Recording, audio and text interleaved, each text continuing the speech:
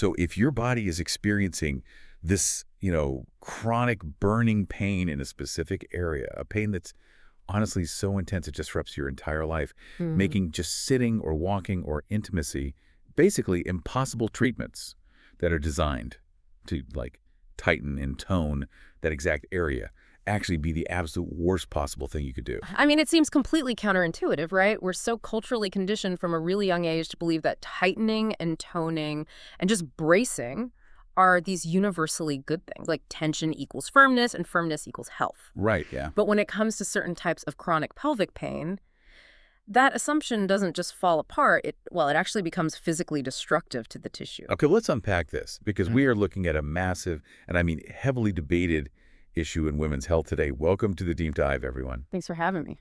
So glad you're here.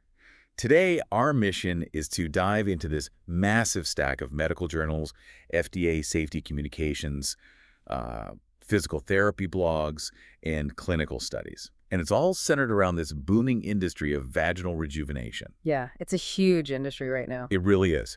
So we're going to explore the hidden mechanics of chronic pelvic pain, untangle this really fierce debate between the FDA and these medical clinics, and honestly just answer whether tightening can actually worsen burning pain on a cellular level. Right, and to really grasp the stakes for you as a listener, we have to look past the shiny marketing brochures. We need to understand what is actually happening to the muscles, the nerves, and the blood flow in the pelvis. Exactly. It's just a fascinating, if somewhat distressing, look at how modern medicine can sometimes apply the exact wrong tool to a really complex biological problem. Right, and the tool in question here is the energy-based device. Over the past decade or so, there's been this absolute explosion in using CO2 and radiofrequency lasers for what clinics are calling vaginal rejuvenation. Yeah, the branding is very appealing.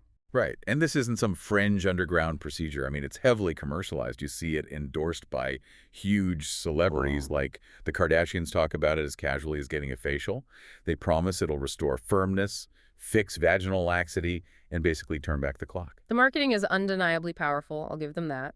But if we actually look at the physiological mechanism of these devices from our sources, the reality is a lot more intense than just a quick cosmetic touch-up. Oh, for sure. These lasers, specifically the CO2 and radiofrequency ones, are literally designed to create a controlled thermal injury in the tissue. Wait, meaning they are quite literally burning the tissue, just in a regulated way. Essentially, yes, that's exactly it. The heat from the laser penetrates the vaginal wall and it produces localized edema, which is just medical jargon for swelling in those first few days. Okay, so it causes swelling on purpose. Right, because the body registers that thermal injury and triggers an immune response. It stimulates your fibroblasts, which are the cells that make connective tissue, to rush in and make new collagen. The term is neocollagenesis. Got it. So the whole goal is to stimulate new blood vessels and remodel that tissue to make it thicker and, tighter. So you're basically inducing a microscopic trauma, hoping the body's natural healing creates a tighter structure. And I can see why clinics market that for laxity.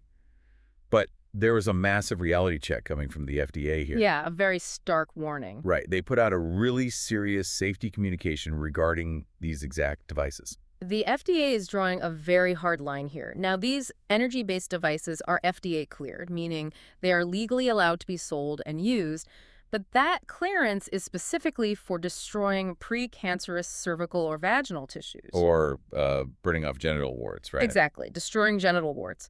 The FDA explicitly states they are absolutely not approved for cosmetic tightening, not approved for urinary incontinence, and not for treating menopause symptoms. I mean, destroying a genital wart is just an entirely different biological goal than trying to cosmetically tighten a really sensitive internal canal. Oh, the physical impact is completely different. And the FDA's warning is incredibly clear.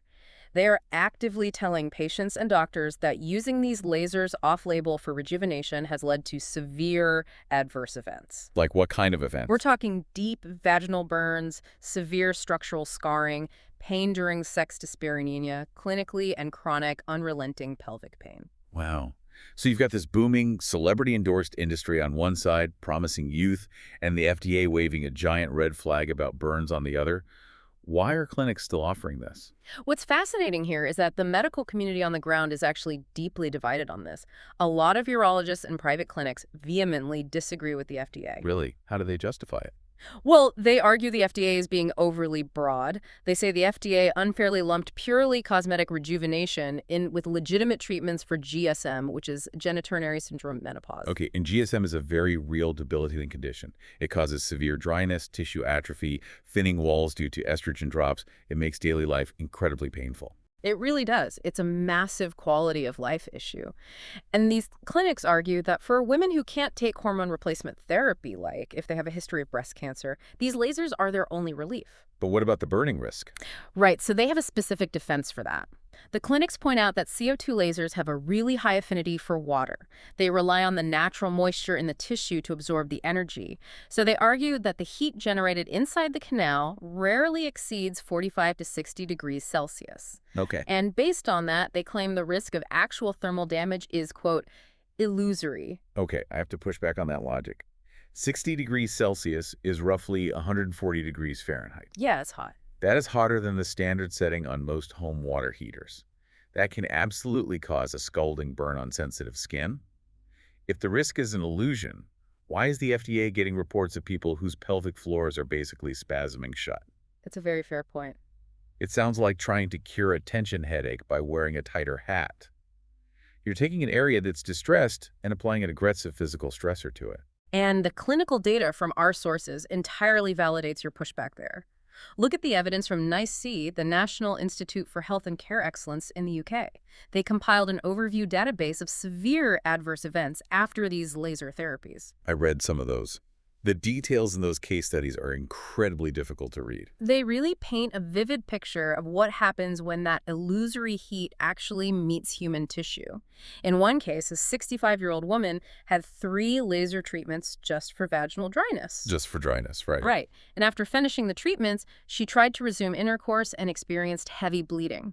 When doctors examined her, they found severe lacerations and areas where the vaginal tissue had literally fused together from the heat. The tissue melted and fused together. Yes. It created this aggressive fibrotic scarring. Months later, she had severe continuous pain and a foreshortened vaginal canal that was only 2.5 centimeters long. Oh my God, 2.5 centimeters. That is catastrophic structural damage. It basically destroyed the functionality of the organ.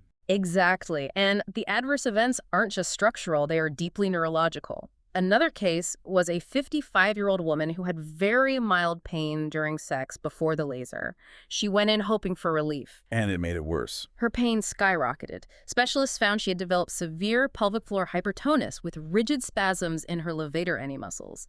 The spasms were so violent, she needed nightly off-label intravaginal Valium just to force the muscles to calm down. That is wild. And honestly, that case study is a perfect transition point for us because we need to look closer at the nature of this pain.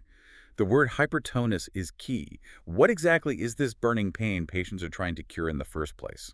To understand that, we have to look at a highly misunderstood condition called vulvodynia. Right. The International Pelvic Pain Society defines it as chronic burning, stinging, or rawness of the vulva, but without any active infection. And this is where so many women get completely lost in the medical system. Yeah. They go in with unbearable burning, they get swabbed for yeast infections or BV, and the tests are always negative. Constantly negative. And because the tissue looks normal to the naked eye, they're often dismissed or told it's just in their head. Which is infuriating. It is.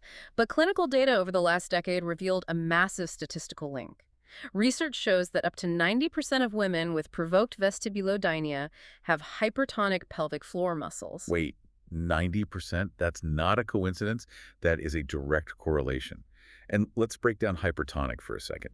The pelvic floor isn't one muscle. It's this complex hammock holding up the bladder, uterus, and bowel. Right, from the pubic bone to the tailbone. And like any skeletal muscle, like your bicep, it can cramp. Hypertonic means those muscles are overactive, chronically shortened, and locked in a rigid spasm. Which fundamentally flips the script. The pain isn't coming from loose, weak tissue that needs tightening. It's highly associated with muscles that are already clenched way too tight. Exactly. Patients walk into clinics hoping a laser will cure their discomfort, but underneath, their muscles are already rigid and spasming. Here's where it gets really interesting. How does a tight muscle translate into a burning sensation? The physical therapy sources we reviewed explain this perfectly. When these muscles shorten and spasm, They don't just sit there. They physically pull on or clamp down on the nerves in the pelvis. And the most critical one is the pudendal nerve, which carries sensory info from the external genitals back to the brain. Right, so when a rigid muscle traps that pudendal nerve, it misfires. Yeah. It causes neuropathic pain. And that doesn't feel like a sore muscle. It feels like stabbing ice picks, electrical shocks, and severe burning. The alarm system is malfunctioning because the wires are being crushed. But it goes beyond just the nerve. The chronic contraction actually alters the tissue environment. There's a groundbreaking study in the journal Actual Gynecology and Obstetrics about muscle hypoxia. Hypoxia meaning the tissue is starved of oxygen, right? How do you even measure that down there? They adapted a pulse oximeter, like the little glowing clip they put on your finger at the hospital, and designed a specialized probe for the perigenital area. They found women with vulvodynia had significantly lower local oxygen saturation, right around 90%. And just for context, if your finger oxygen drops to 90%, a doctor is immediately putting you on supplemental oxygen. It's clinically significant hypoxia. The healthy control group measured normal at 92% or higher. This constant muscle contraction creates local ischemia, basically physically compressing the blood vessels. It's exactly like clenching your fist as hard as you can. 10 seconds, it's fine. 5 minutes, your knuckles turn completely white, you're squeezing the blood out, starving it of oxygen, which triggers severe pain. And the tissue biopsies prove it. When that muscle is chronically starved of oxygen, you see this abnormal mitochondria growth as cells get desperate for energy. Under a microscope, the fibers literally look moth-eaten or like ragged red fibers. Moth-eaten muscle fibers, that is such a visceral image. It is, and this raises an important question, which is the whole core of what we're unpacking today. If a patient has burning pain caused by hypoxic, hypertonic muscles and trapped nerves, what happens if you apply a treatment designed to tighten that exact area? I mean, it makes it worse. It's like putting a tourniquet on an arm that's already suffocating. You're taking tissue crying out for oxygen and you're shrink-wrapping it. You are driving the dysfunction exponentially deeper. Which perfectly explains why physical therapy blogs basically scream that women with pelvic pain should never do Kegel exercises. Right, because a Kegel is an active tightening of the pelvic floor. It's a muscular contraction. And women are doing them constantly out of habit. One blog we read had a patient realize she was subconsciously tucking her tailbone all day as a protective brace against the pain. She was walking down the cereal aisle, holding a permanent Kegel. That constant bracing creates the hypertonus. Yeah. It causes the oxygen starvation. We have to remember the pelvic floor is one of the first areas to react and tighten during our fight or flight response. Oh, wow. Just like an animal tucks its tail when scared, humans unconsciously clench their pelvic muscles when stressed or in pain.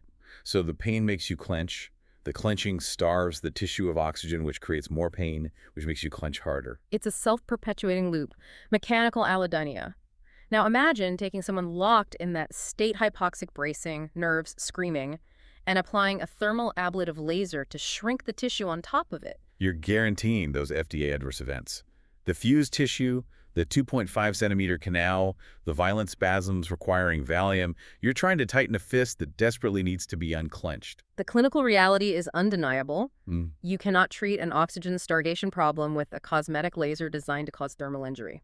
So what does this all mean for someone actually suffering? If tightening and lasers are the exact wrong approach, what does the source material say actually works? The evidence points to solutions focused on relaxation and restoring oxygen, primarily myofascial release from a pelvic floor physical therapist. So not strengthening, but elongating the muscles. Exactly. It's a low-load, long-duration stretch applied internally and externally. They're manually working out those trigger points so the patient can learn to drop the tailbone again. Right. And as for technology, there is an alternative. Emerging non-ablative lasers like photobiomodulation or PBM. Like the solar therapy mentioned in the studies. Yes, solar therapy uses near-infrared light. And the critical difference is that PBM is non-thermal.